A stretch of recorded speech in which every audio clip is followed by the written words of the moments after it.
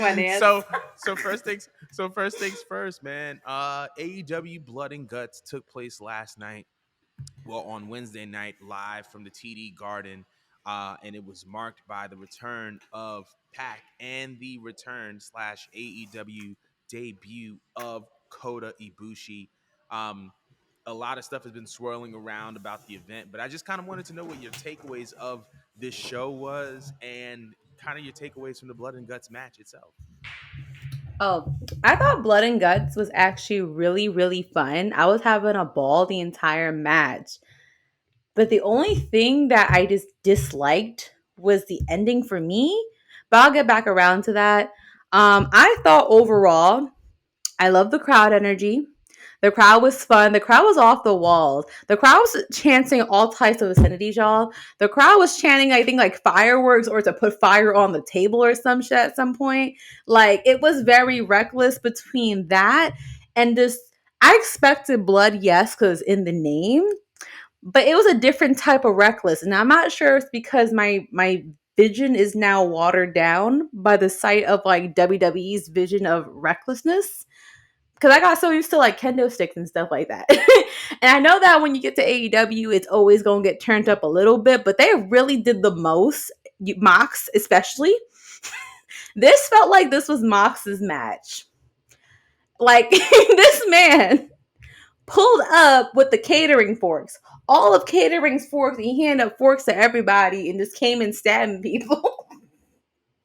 Like, I wasn't expecting them for their little war game setup to have enough space to actually like dig down for weapons and stuff like that. And he was pulling out all types of stuff. I mean, we saw classic things be thrown out like the thumbtacks. You know, AEW's comfortable with thumbtacks and all that.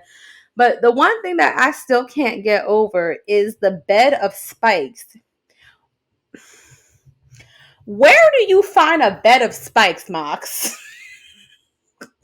How did this get cleared? Yo, how did a bed of spikes get cleared for a match? How did this get over with Tony Khan? I was so confused. And it wasn't like it was little itty bitty spikes. It was like a foot long. My G, what are you doing? The match was all over the place, but in a fun way. I think everyone had a pretty decent showcasing. I actually normally shame on Wheeler Yuta every chance I get. I call him Wheeler Useless. But this time I'll give him his governor name back because honestly, he made me pop simply by going to the top of the cage. Just because in modern day wrestling, you don't see them actually go to the top of the cage anymore. For whatever reason, safety reasons, all that stuff like that, Mick Foley moments, you know. I appreciate the fact that he actually went up on the top of the cage and he took a few bumps. And you know what? I did not like the ending. I did feel like the ending was a rushed emergency. And I would like to still hear Jordan's take on this too, because I feel like there's so many reasons why they went this way. But the match was great. The momentum was up, you know? I love all the references we had. You saw all the individual feuds going on during the match. But it felt as though as you got to the ending, it just kind of felt like it was rushed. Like I'm watching the time tick, tick, tick, 9:58, 9:59. And then it was 10 o'clock. I'm like, yo, what is Tony Khan going to do about this? Like, is he going to pay for the extra few minutes? Can you even do that? I don't know how all that works in televised business and all that. But I was like, what are you going to do, bro? Because like it has to be a big ending. And in my head, I expected Ibushi and Kenny for some reason to be part of the big ending, especially since you're going to promote the Golden Lovers. I was expecting more of like an embrace to happen for some reason, which we did have a highlight from them. But instead, they kind of give the moment to Hangman and one of the Bucks, I believe, choking out Wheeler Yuta.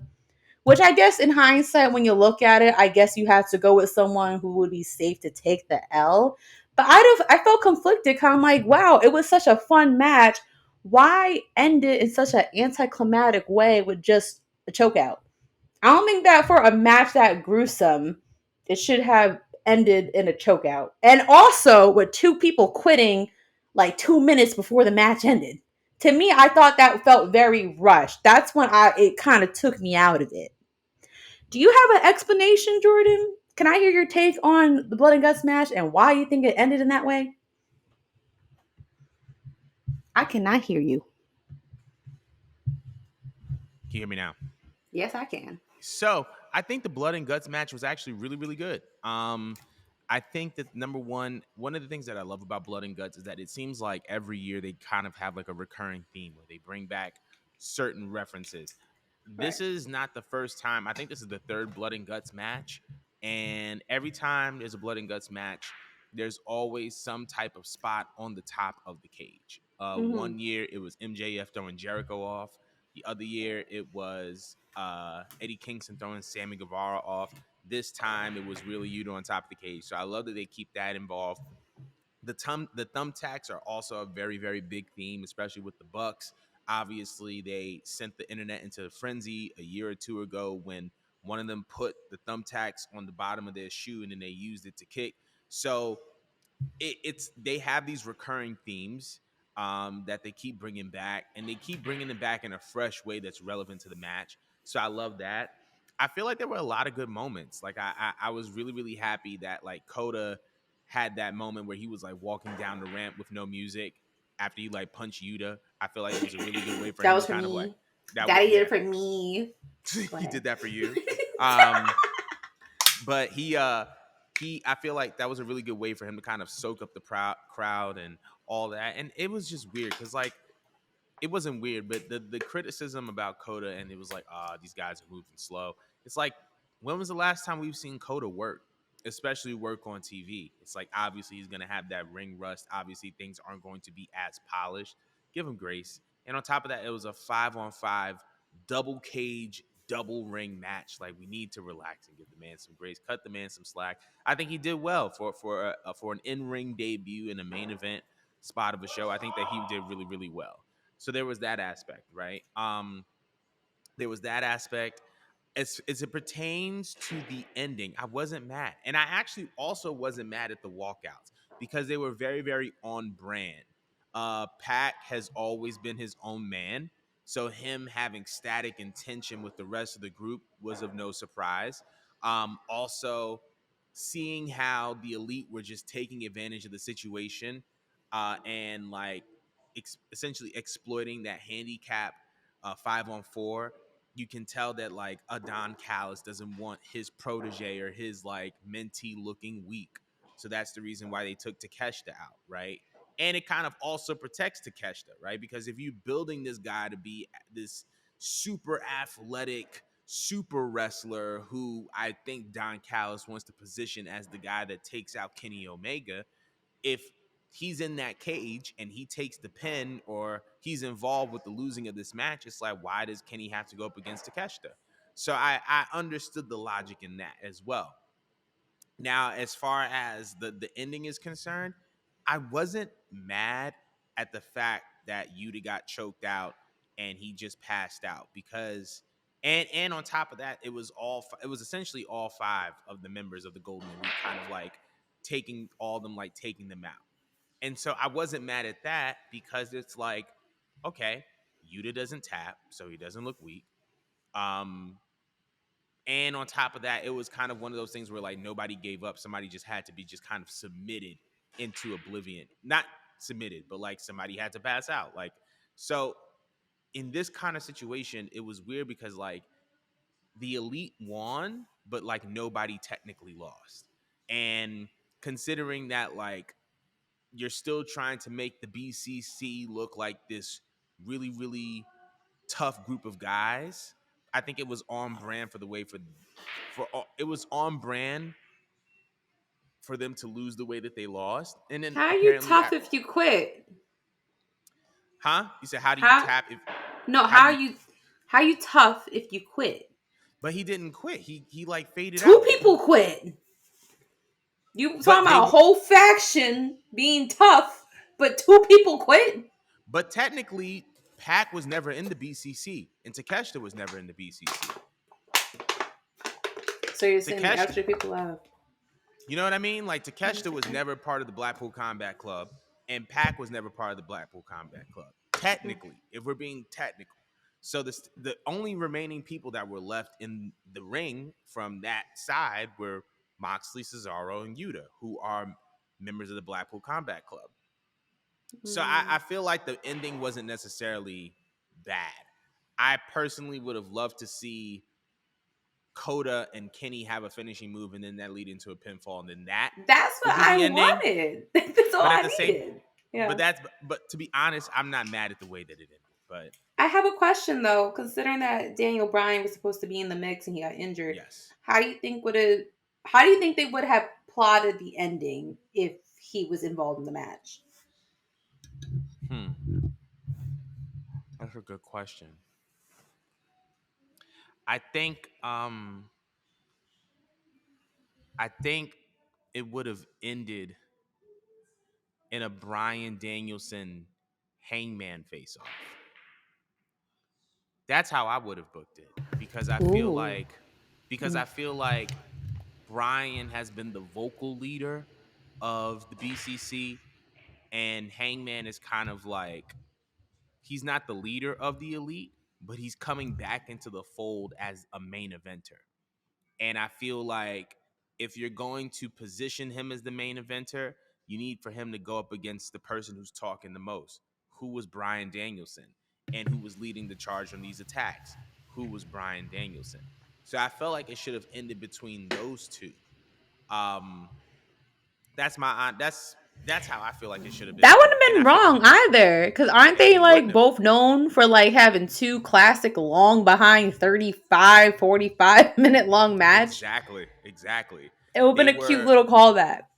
I think that, I also just feel like it would have continued to build the case for Hangman as like he's a part of the elite just like he used to be a part of the elite, but he's not the same person that was in the elite before that he is now.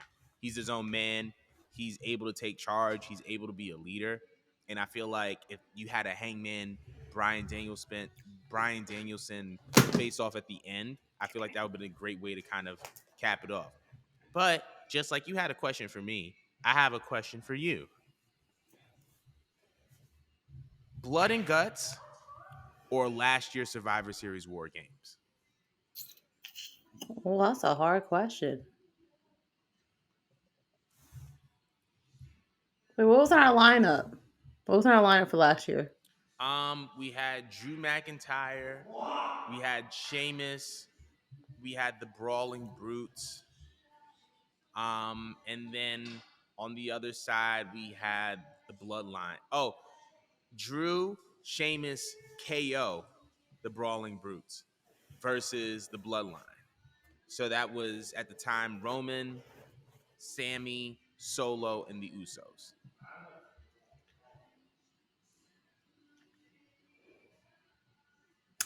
I'm gonna go with WWE just because I enjoyed the storytelling a little bit more. Mm-hmm.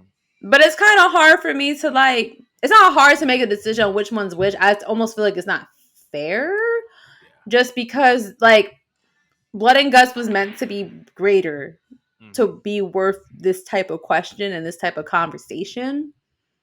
Um, when I think about the that WWE match, I think about how much that established Sammy and KO, of Mm-hmm. course, because they had their individual ish going on.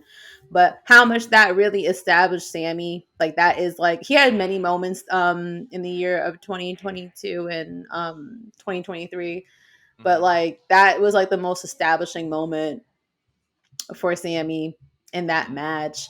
Like if you didn't think that that man could even like attempt to be like a main event guy one day, like I felt like that match or just him his build as a character throughout the whole entire year. That was part of his showcasing, and that's what I think about in that match. I think about Sammy mainly. Like that was kind of like him and Kevin Owens' big moment. Mm-hmm. So kind of want to go with them for that. But like, man, I don't want to shit on Blood and Guts because I really loved it. Like I would have called it like a 10 out of 10 match had it not been such an anticlimactic ending for me. Mm-hmm. But again, I really do believe that wasn't supposed to be the way they wanted to end it. They probably had a few other steps to get there, but they just fast forwarded because they did not expect to be pressed for time. And I do think if they deleted Britt Baker's match, that this would have made more sense. Like they deserved a full hour for this. Mm-hmm. I agree. Personally. Personally. Like they could have just left it to like 3 or 4 events for the show, and I don't think any of the fans would have complained. Mm. Your take though.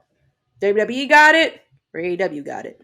I think it's a tie, and here's the reason why I'm going to say it's a tie. I feel like AEW had good moments, great moments, Mm-hmm. but it wasn't as substance filled as it pertains to the story. Mm-hmm. And WWE had good moments, but a great story that served as a foundation for the match. And I feel like a more memorable ending than Blood and Guts. I feel like when you finish watching a main event, you should be able to have one singular dominant takeaway from the match. I feel like with War Games, it solidified Sami Zayn's loyalty is to the bloodline. With this, I feel like there wasn't necessarily a very, very clear, concise takeaway. It's like, oh, well, the elite is the dominant faction. It's like, okay, you can make that takeaway, but Bryan Danielson wasn't in the match, who's arguably the best wrestler in the world. So can you say that, you know, you guys are the best like faction if he's not in the match? Yeah, I mean that's kind of the issue with AEW. So many like injuries happen that I feel like it's hard for them to like build a long term story like they were able to with WWE. And I also feel like to try to put anything up against the bloodline is so hard. Like I feel like you're almost gonna lose just about every time, or as you put it, a tie, just because you're comparing something that was like drawn out for 3 years to something that's been put together in a couple months. So you're not gonna feel the heaviness of it. You just Agreed. won't. So I don't want to shame them because I feel like they really done a good job. But they do like because they're so used to having these like high level matches, it sucks because they put their talent at risk for now having to just on the fly try to make the story make sense. And I feel like the story could have been more had Daniel been involved. It kind of frustrates me 'cause I feel like he should have been have his moment, but something just keeps happening. Yes. Like he has like the worst fucking luck. He But literally, when hey, it comes maybe to next injuries, like time. bad, horrible. Because it was between this he was supposed to do Forbidden Door 1 against Zack Yeah. Sabre Jr. and then now this. And it's like, bro, I'm gonna need you to stop like with all this because it's your fault. But But who do anywho, you blame though? I don't I They ban moves. We're gonna get they there, but they we're ban gonna get moves. there. And I think I think ooh, you know what? I'm gonna wait to say my point into that second segment. But for now, I I want to know I want to know how you guys feel about it. What was better? Was it War Games? Was it Blood and Guts? Let us know in the comments below. But we're gonna be moving on.